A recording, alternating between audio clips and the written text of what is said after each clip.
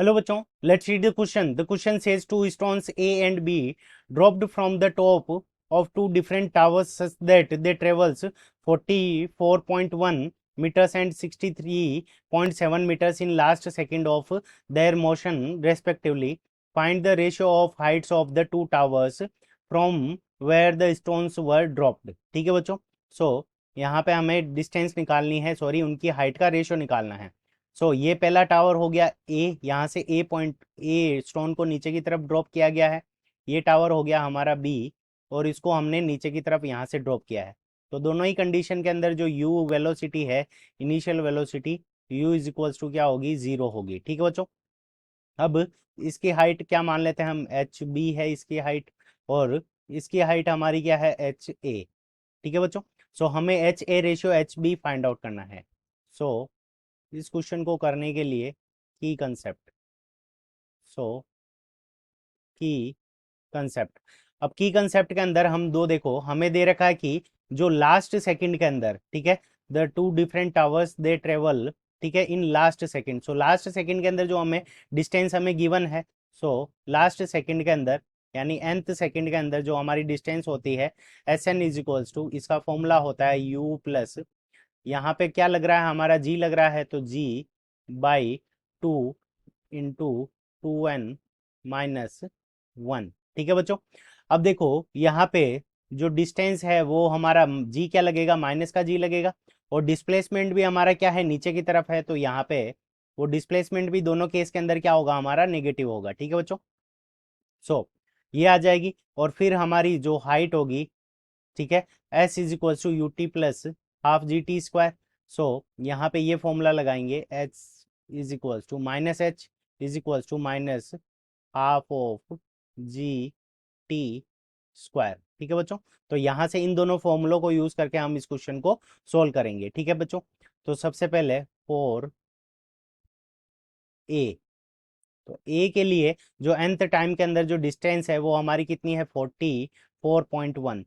So 44.1 is equals to u की value हमारे पास में दोनों ही केस में जीरो है. सो जीरो प्लस, यहाँ पे देखो ये दोनों ही वैल्यू नेगेटिव के अंदर होगी हमारी, जी की वैल्यू भी नीचे की तरफ लग रही है इसलिए नेगेटिव, और जो डिस्प्लेसमेंट है वो भी क्या हो रहा है हमारा, नीचे की तरफ, तो ये नेगेटिव. और यहाँ पे माइनस जी की वैल्यू हम कितना रख रहे हैं, सो 9.8 डिवाइडेड बाई टू, और यहाँ पे आ जाएगा 2n-1. ठीक है बच्चों. सो यहाँ से 4.9 आ जाएगा, पहले तो माइनस से माइनस कैंसिल हो जाएगा, 9.8 का डिवाइड लगाएंगे, 9.8 के अंदर 2 का डिवाइड लगाएंगे तो हमारे पास में कितना आ जाएगा, 4.9. सो ये वैल्यू आ गई हमारे पास में 4.9. अब 4.9 का इसके अंदर डिवाइड लगा देंगे, सो 44.1 डिवाइडेड बाई 4.9. तो यहाँ से हमारे पास में कितना आ जाएगा, 9 इज इक्वल्स टू 2n-1. ठीक है बच्चों. तो 2n-1 इज इक्वल्स टू 9 हो गया. सो यहाँ पे 1 को इस तरफ भेज देंगे तो यहाँ पे कितना हो जाएगा, सो 2n इज इक्वल्स टू 10. ठीक है बच्चों.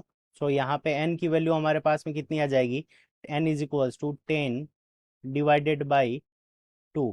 तो 10 के अंदर 2 का डिवाइड लगा देंगे तो यहाँ पे n इज इक्वल्स टू हमारे पास में कितना आ जाएगा, 5 सेकेंड. ठीक है बच्चों. यानी n की वैल्यू हमारे पास में कितनी आ गई, 5 सेकेंड.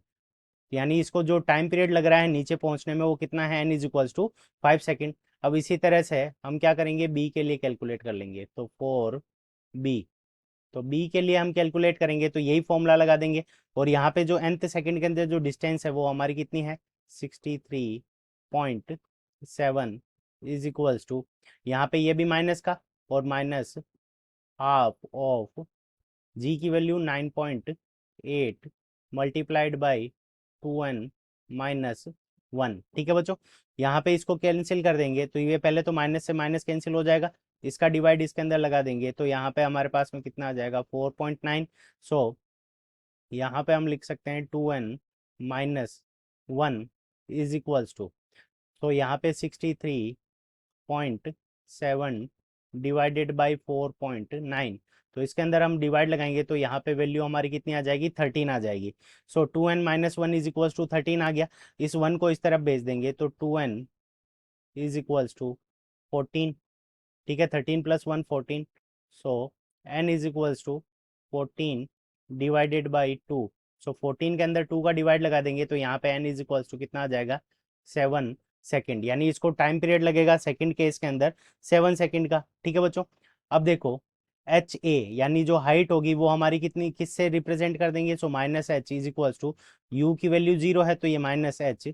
अब यहाँ पे लिख देंगे 4a, 4a। तो height of H A minus of H A is equals to, u की वैल्यू यहाँ पे 0 हो जाएगी तो ये 0 माइनस हाफ ऑफ जी की वैल्यू कितनी है 9.8 इंटू टी की वैल्यू कितनी है हमारे पास ए के लिए, वो है 5 सेकेंड। सो 5 का स्क्वायर करेंगे तो यहाँ पे कितना आ जाएगा 25। So H A is equals to, यह माइनस से माइनस कैंसिल हो जाएगा तो 4.9 मल्टीप्लाइड बाई 25। ठीक है बच्चों, ये आ गया एच ए। और इसी तरह से हम एच बी निकालेंगे। So H B is equals to half of यहाँ पे 9.8 और इसके अंदर जो टाइम पीरियड लग रहा है वो हमारा कितना लग रहा है 7 सेकेंड। सो 7 का स्क्वायर करेंगे तो यहाँ पे हमारा कितना आ जाएगा 49। अब हमें क्या निकालना है, एच ए और एच बी का रेशियो निकालना है। So H A divided by H B is equals to, यहाँ पे हमारे पास में कितना आ जाएगा 4.9 multiplied by 25 divided by 4.9 multiplied by 49। So यहाँ से ये 4.9 एक दूसरे को कैंसिल कर देंगे तो यहाँ पे हमारे पास में जो रेशियो आ जाएगा 25 डिवाइडेड बाई 49, 25 डिवाइडेड बाई 49। तो ये रेशियो हमारे पास में आ जाएगा 25 डिवाइडेड बाई 49। सो ये हमारा क्या है, करेक्ट आंसर है। यानी दोनों की जो हाइट्स का रेशियो है वो कितना आ जाएगा 25 divided by 49। So this is our correct answer. I hope you understood it well. Best of luck, thank you.